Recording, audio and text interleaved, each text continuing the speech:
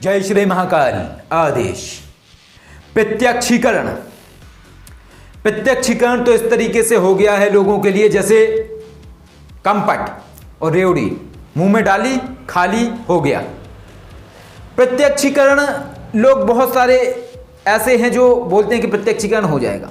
कई सारे लोग मंत्र डाल देते हैं, ये लिख के 100% 4 दिन में प्रत्यक्षीकरण, इसलिए ताकि लोग उसको देखें। किताबों में भी लिख देते हैं प्रत्यक्षीकरण, इस साधना को जब आप करेंगे प्रत्यक्षीकरण हो जाएगा। जब आप इस साधना को करेंगे तो 3 किलो सोना आपके तकिए के नीचे मिलेगा। जब आप इस साधना को करेंगे तो जेब में नोटों की गड्डियां मिलेंगी। कैसे? क्या इतना आसान है? क्या ये जो लोग मंत्र देते हैं ये सही है या झूठ है?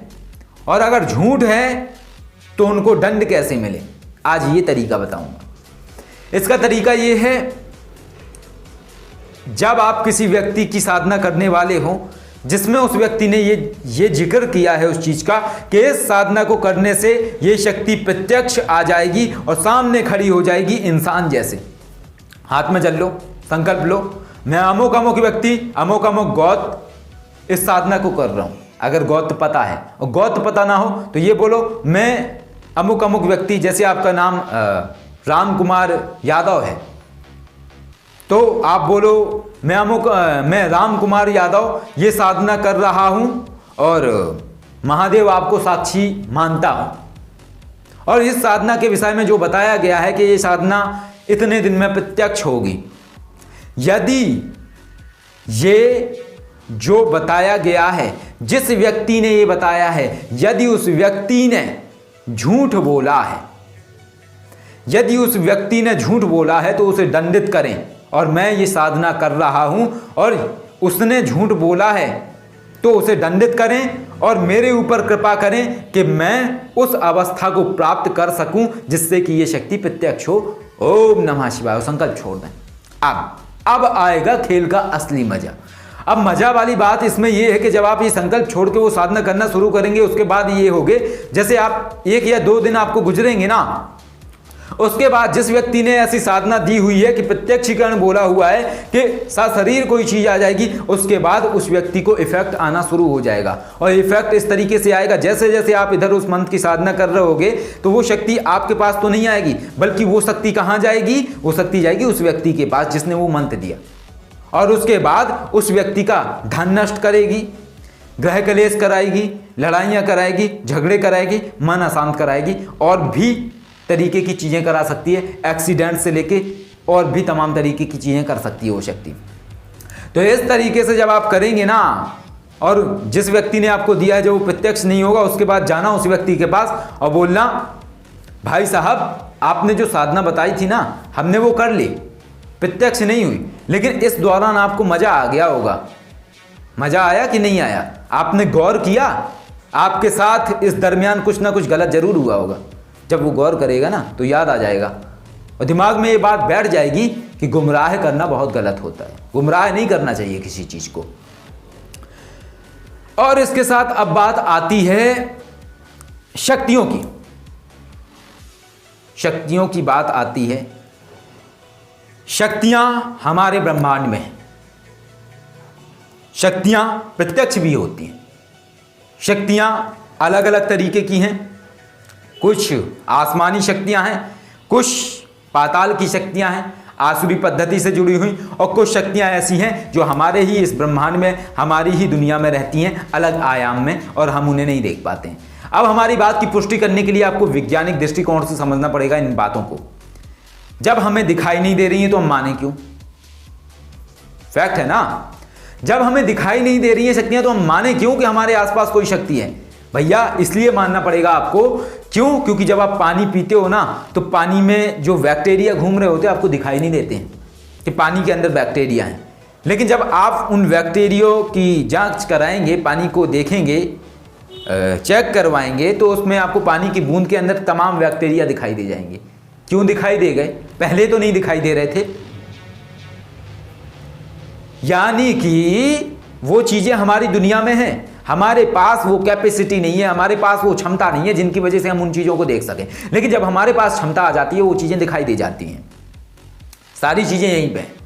और इसके साथ एक शक्ति तो ऐसी होती है जो प्रत्येक व्यक्ति के शरीर के अंदर प्रविष्ट है, रहस्यमय देवी।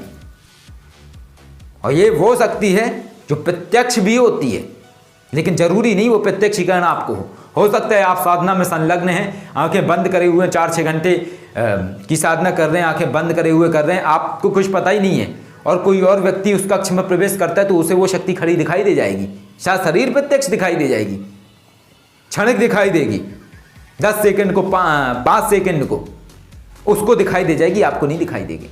और हो सकता है आपको दिखाई दे जाए, किसी और को ना दिखाई दे। ये शक्ति के ऊपर निर्भर करता है, आपके तरीके पर निर्भर नहीं करता है। अब इसके साथ बात करते हैं आयामों की। एक और आपको रहस्य बताता हूं, शक्तियां अपने स्वरूप को कई सारे आयामों में विभाजित करके रखती हैं। यानी कि जैसे आपने किसी शक्ति की साधना करी तो उनके कई सारे स्वरूप अलग अलग आयामों में विभाजित हैं, और जब आप उन स्वरूपों को एकत्रित करना सीख जाते हैं तो उसके बाद आपके जीवन में तमाम तरीके की चीजें हो जाती हैं। अब इसके साथ बात करते हैं चरण की। मंत्र चरण क्या है?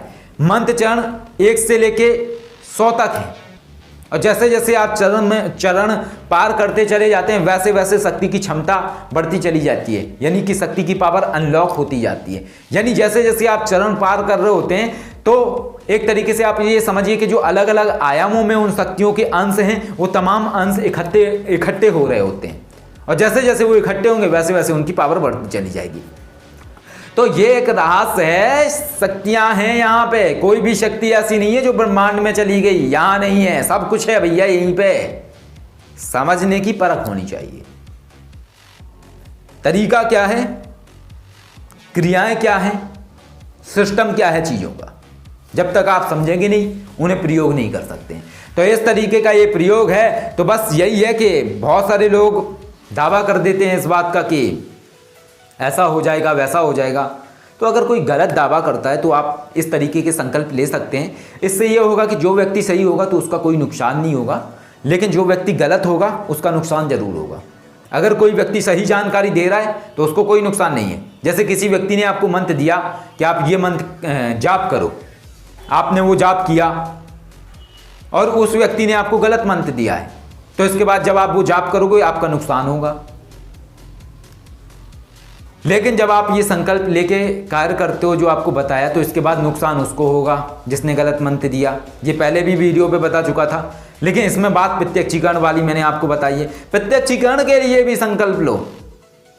ये तो देखो कि जिस व्यक्ति ने आपको जो दिया है वो कितने हद तक सही है। व्यक्ति के अंदर डर होना चाहिए कि हम किस व्यक्ति से मुलाकात कर रहे हैं, किस व्यक्ति को समझा रहे हैं। जब ये डर उस व्यक्ति के अंदर बैठ जाएगा कि गलत इंफॉर्मेशन देने के बाद हमें बहुत भारी नुकसान का सामना करना पड़ता है, उसके बाद वो गलत जानकारी नहीं देगा। प्रत्यक्षीकरण नहीं है अगर उस समय तो नहीं लिखेगा, और यही बोलेगा कि प्रत्यक्ष नहीं होगी, ये शक्तियां इस तरीके से बताएंगी। और प्रत्यक्षीकरण है तो प्रत्यक्षीकरण ही लिखेगा। अब लेकिन बात इसमें ये आ जाती है कि आपकी एनर्जी कितनी है। जरूरी नहीं है कि वो कंप्लीटली गलत हो। कई बार ऐसा भी होता है कि आपकी एनर्जी कमजोर होती है, तो सामने वाले ने तो बोला है कि प्रत्यक्षीकरण होगा, लेकिन आपको नहीं होता है।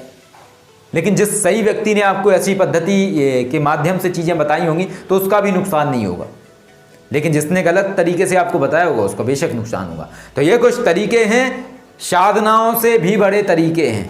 क्यों? क्योंकि तरीके, पद्धतियाँ, क्रियाएँ, इनका विशेष महत्व है। और कई क्रियाएँ तो हम आपको ऐसी बता देंगे जिनमें आपको साधना करने की जरूरत नहीं है। क्रिया कर लो, शक्ति अपने आप आ जाएगी। क्रिया कर लो, शक्ति अपने आप आ जाएगी। 5 मिनट का खेल है बस। अब आपके अंदर क्षमता होनी चाहिए कि उस शक्ति को कैसे महसूस करना है, कैसे समझना है, कैसे कार्य लेना है। जब आप समझ जाएंगे तो सब चीजें आपको समझ में आ जाएंगी। जय श्री महाकाली। आदेश।